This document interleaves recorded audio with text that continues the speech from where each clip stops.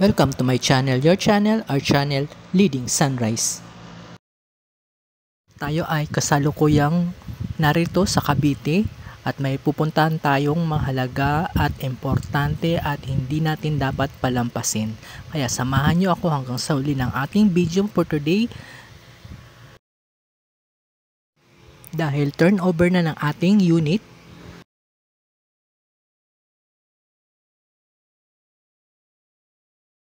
at sa tinagal-tagal nga ng taon ay sa wakas at naitayo na rin ang ating unit dito sa may Cavite. So magkakaroon tayo ng inspection ngayon para sa ating turnover. Kaya dyan lang kayo, abangan nyo yung ating unit na nakuha. At dumaan kami sa mga shortcut dito sa may Cavite. Nag-waste kami para namin malaman kung saan yung mga traffic at hindi traffic. So hindi ko pa kabisado yung way kung saan yung dapat na dumaan tulad ng Citybex at iba pang mga kalsada na bagong gawa dito sa Cavite. At ito lang yung aming na tatandaang dinadaanan namin pag pumupunta kami dito. Ito nga pala ay sa may likuran at hindi kami dumadaan sa Santa Rosa at sa Tagaytay City. Dito to sa may bandang Maragondon at mga bandang Silang. So dyan kami dumadaan para walang traffic at mga bagong daan ang aming dinadaanan.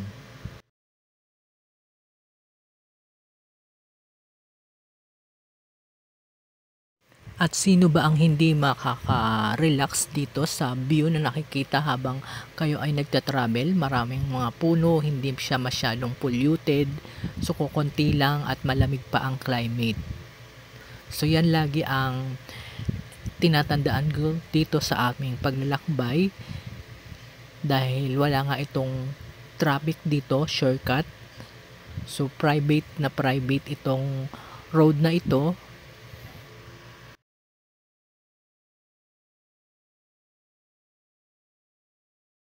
Bukod dito, marami na ring bagong kalsada na madadaanan bilang shortcut para hindi kayo matraffic sa Tagaytay City.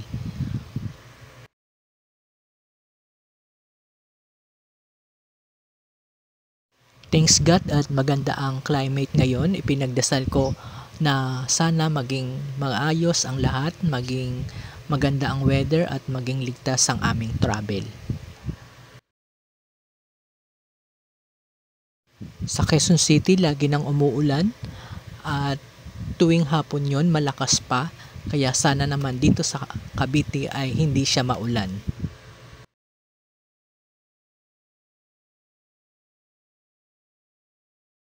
At isa rin itong mga tulay dito na bago lang. Kaya ako konti lang ang nakakaalam at dumadaan dito. Maganda yung ambience dito, malamig. Hindi siya gaanong polluted, marami kang makikitang puno at hindi pa mga bahay ang nasa tabi, kundi mga farm at yung iba mga vacant lot pa.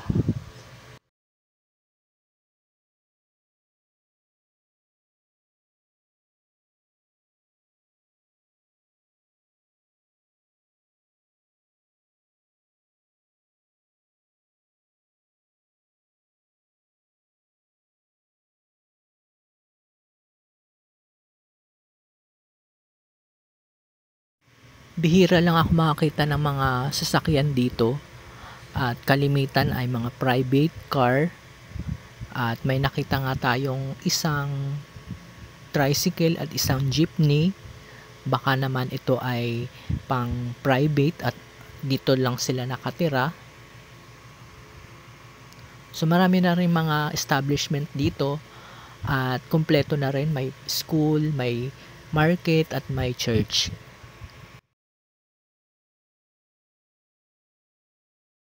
And for the meantime, enjoy muna natin yung ating mga nadadaanang tanawin at habang tayo ay nag-iisip kung ano ay ang ating mga dapat i-check kapag naroon na tayo sa ating unit.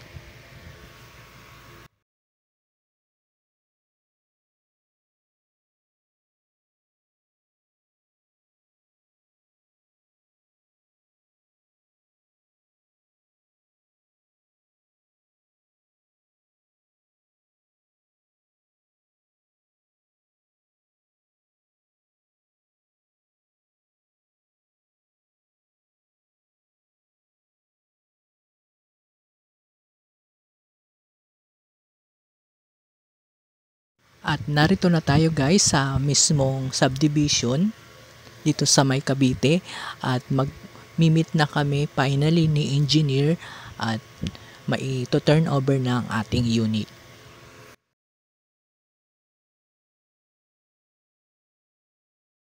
Nung binalita sa akin ni engineer, hindi ako makapaniwala na naitayo na nga at eto na ay titignan na natin kung totoo nga at naitayo na nga ba. Hanggat hindi natin nakikita, hindi natin mapaniniwalaan. Kaya narito tayo para tignan kung anong itsura, saan ba banda, at kung okay na ba. Kaya check natin yung loob.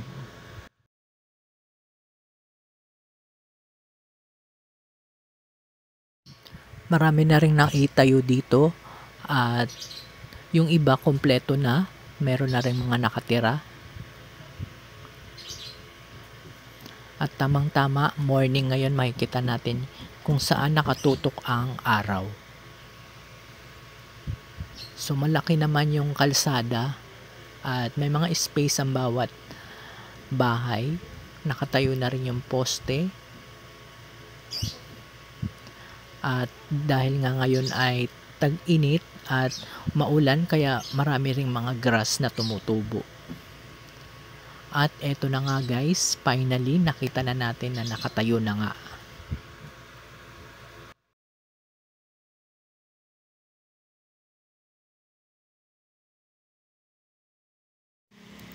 At eto na nga, nakita ko na ng personal at papasukin na natin.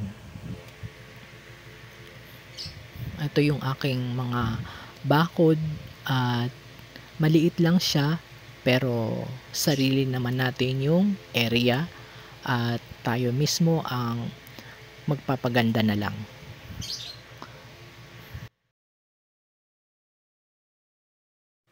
At ayun nga, na-check ko na at sinabi ko na yung aking concern kay engineer para magawa niya ng paraan, although mga minor rejection lang naman at hindi naman big deal, so madali lang niyang maremedyohan.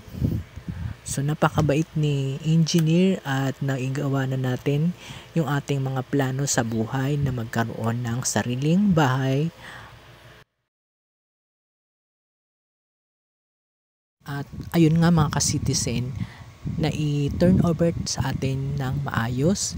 Konting mga minor rejection na lang ang concern natin kay engineer at ma-resolve naman niya yun within 2 to 3 weeks. Kaya babalikan pa natin para sa mga document at mismong susi para sa turnover ng ating unit. Kaya samahan niyo ako sa ating journey para sa bagong bahay natin.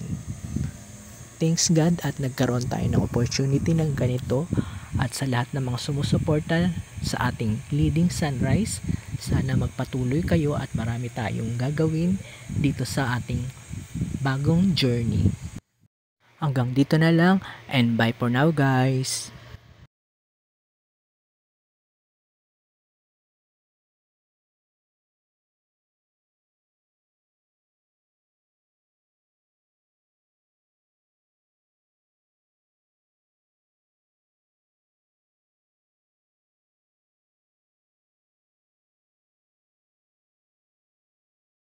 Please like, share, and subscribe to our channel and click the notification bell para updated kayo sa ating mga videos. Thank you for watching!